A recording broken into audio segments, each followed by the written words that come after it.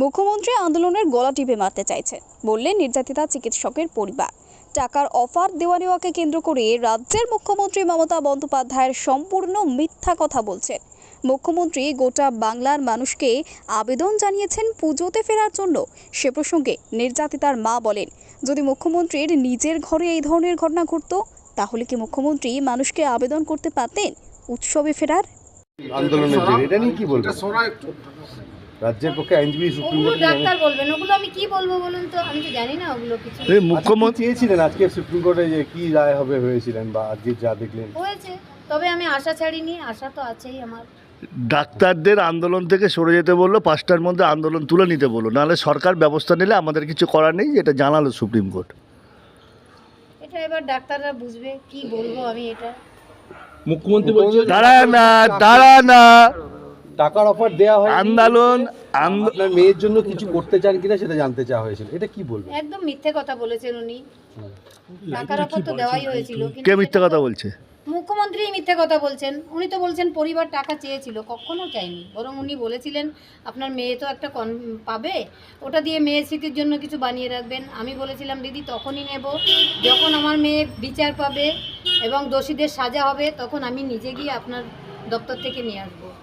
এটাই উনি বলেছেন যে কোনো টাকার অফার করা হয়নি, না, মেয়ের জন্য টাকার কিছু অফার করে তো দিতে অবশ্যই চেয়েছেন। করা হয়েছে। সেটা কি অফার করেছিলেন? টাকার অফার ওই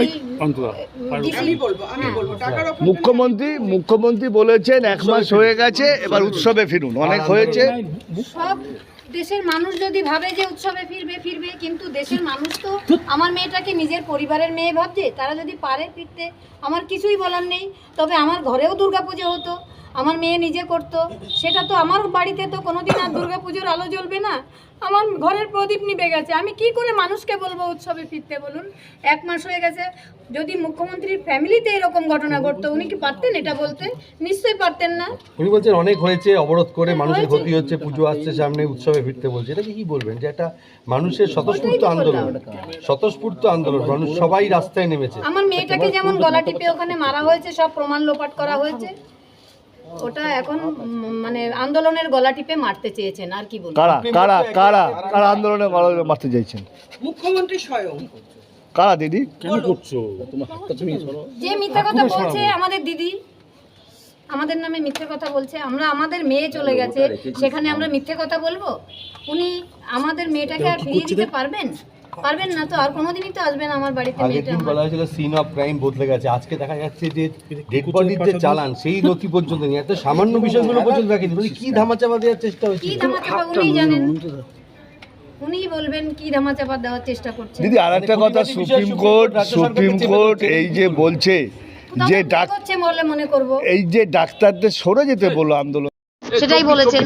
দেখো বিতর্কের চালান নিয়ে প্রশ্ন তুলেছে কোর্ট, সেই ওটা তদন্ত, ওটা সিবিআই দেখবে, ওটা নিয়ে আমি কি বলবো? ওটা নিয়ে আমার কিছু বলার নেই। এর নমুনা পরীক্ষা করা হবে ফরেনসিক ল্যাবরেটরিতে এমসি নিয়ে গিয়ে। ওনারা বিচারের জন্য যেটা প্রয়োজন সেটা করবেন, সেটা নিয়ে আমার কিছু বলার নেই। রাজ্যের পক্ষে আইনজীবী রয়েছে, 23 জন মারা গেছে এই কদিন আন্দোলনে। এটা নিয়ে কি বলবেন? রাজ্যের পক্ষে আইনজীবী ওগুলো ডাক্তার বলবেন, ওগুলো আমি কি বলবো বলুন তো, আমি তো জানি না ওগুলো কিছু। আজকে কি চেয়েছিলেন? আজকে সুপ্রিম কোর্টে যে কি রায় হবে ভেবেছিলেন, বা আজকে যা দেখলেন? হয়েছে, তবে আমি আশা ছাড়িনি, আশা তো আছেই আমার। ডাক্তারদের আন্দোলন থেকে সরে যেতে বললো, 5টার মধ্যে আন্দোলন তুলে নিতে বললো, নাহলে সরকার ব্যবস্থা নিলে আমাদের কিছু করার নেই, এটা জানালো সুপ্রিম কোর্ট।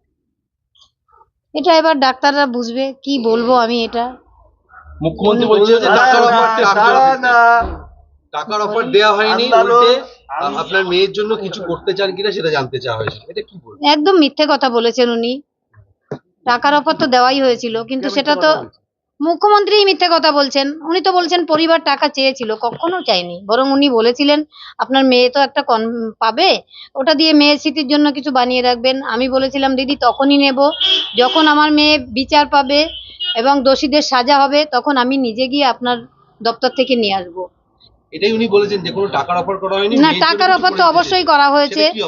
টাকার অফার ওই ডিসি, হ্যাঁ, মুখ্যমন্ত্রী বলেছেন 1 মাস হয়ে গেছে, এবার উৎসবে ফিরুন। আর আন্দোলন সব দেশের মানুষ যদি ভাবে যে উৎসবে ফিরবে ফিরবে, কিন্তু দেশের মানুষ তো আমার মেয়েটাকে নিজের পরিবারের মেয়ে ভাবছে। তারা যদি পারে ফিরতে, আমার কিছুই বলার নেই। তবে আমার ঘরেও দুর্গাপুজো হতো, আমার মেয়ে নিজে করতো, সেটা তো আমার বাড়িতে তো কোনোদিন আর দুর্গাপুজোর আলো জ্বলবে না।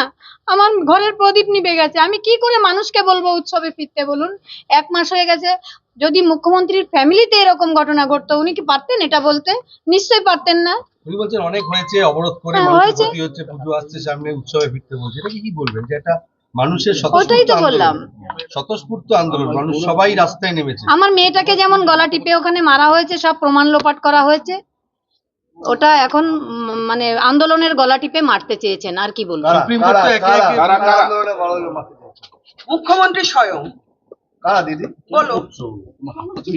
যে মিথ্যা কথা বলছে আমাদের দিদি, আমাদের নামে মিথ্যে কথা বলছে। আমরা, আমাদের মেয়ে চলে গেছে, সেখানে আমরা মিথ্যে কথা বলবো? উনি আমাদের মেয়েটাকে আর ফিরিয়ে দিতে পারবেন?